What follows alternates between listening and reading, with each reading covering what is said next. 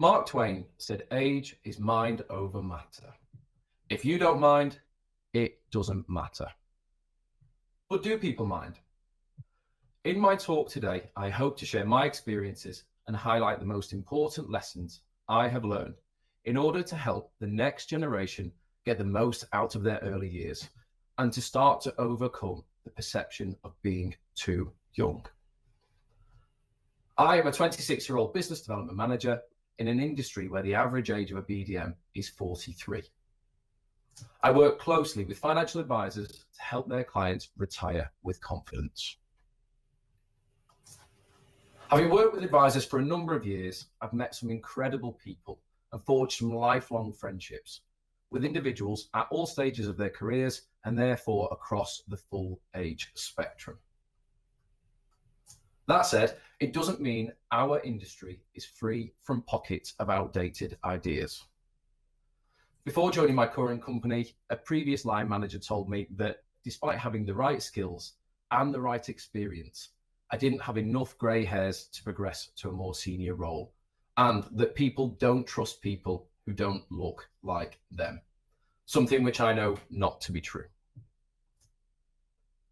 This prejudice is not just reserved for those within our organisations, but can also come from those we support in external relationships. During the meeting only last year, an advisor opened with, "Oh, you're just a baby." These exchanges taught me 3 valuable lessons, which I am going to share with you today in order to help others overcome situations like this and to help those in positions of responsibility recognise the importance of supporting young people. Lesson 1, be the most prepared person in the room. In short, know your stuff. If you're serious about progression, research can be one of the most powerful weapons in your armoury. We have a famous saying in the UK, which people often refer to as the 6 Ps, but I'm going to keep the talk family friendly and only give you 5. Proper preparation prevents poor performance. In other words, whether you're looking to ace an interview or land a potential new client, taking the time to swat up can pay dividends.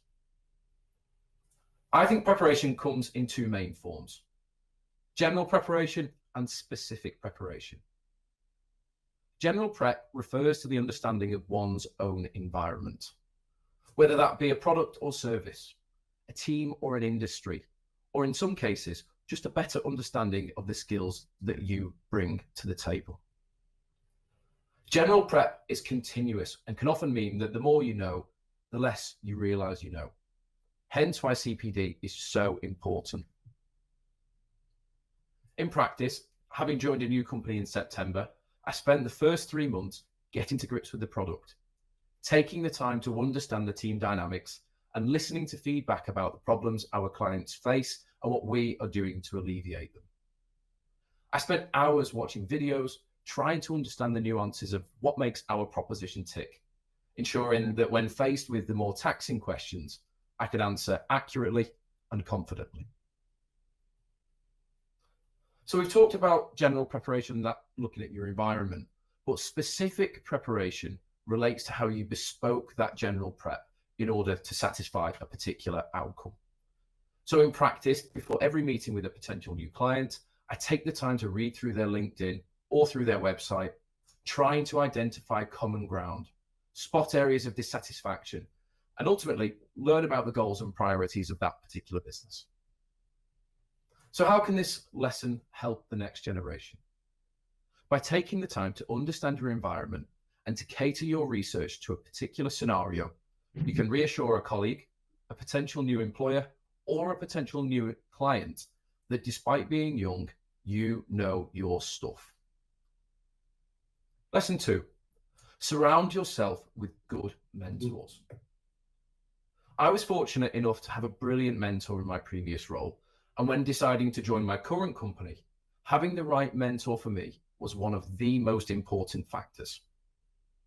Mentors can help you navigate tricky circumstances.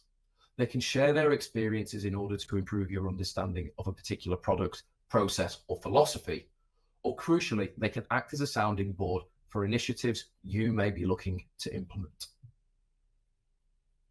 Having a mentor is not just beneficial in theory, we can actually see the benefits in practice. According to a study by Sage Journals, employees who have a mentor are 5 times more likely to be promoted than those who do not have a mentor. The key here is choosing the right mentor, ultimately picking what's right for you.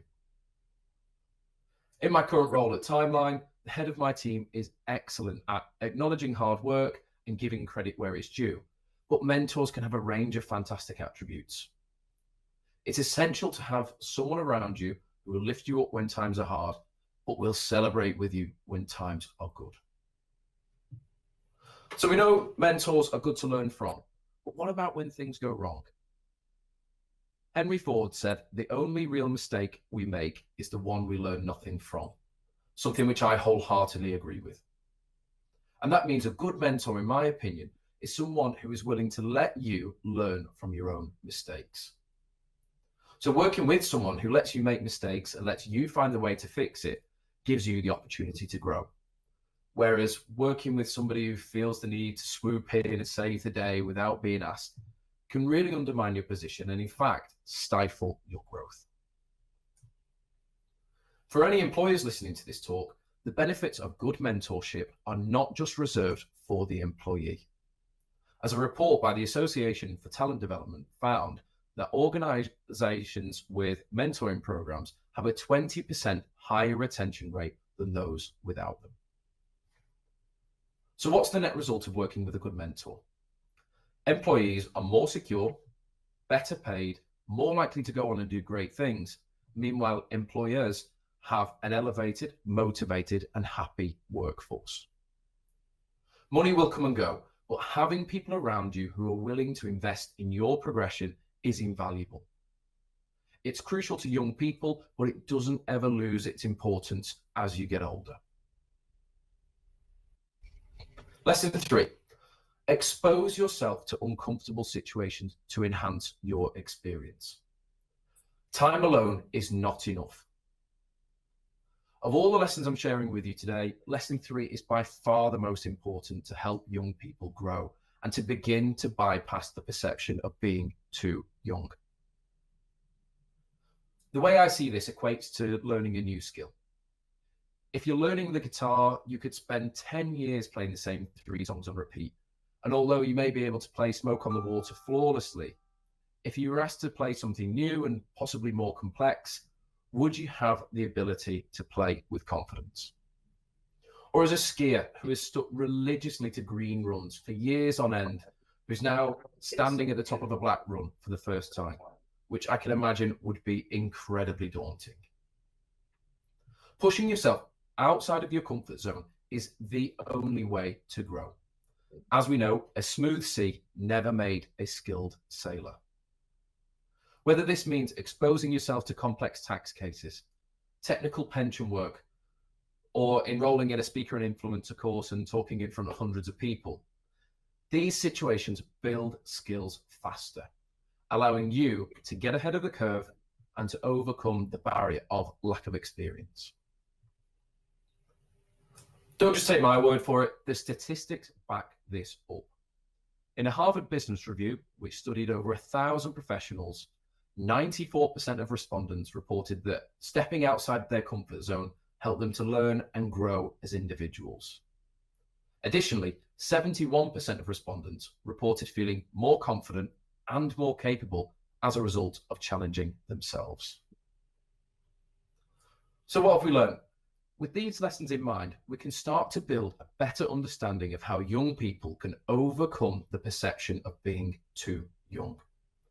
By incorporating research, positive mentorship, and exposure to tricky circumstances, we begin to lay the foundation for well-prepared, capable, and confident individuals within our industry, where clients and employers alike feel reassured by the presence of young team members and begin to look to the next generation for new ideas. These lessons in isolation can help, but by combining all 3, you stand yourself in the best position to succeed.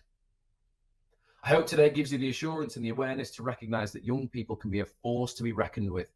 And as Joan Collins said, age is just a number. It's totally irrelevant unless, of course, you happen to be a bottle of wine. Thank you.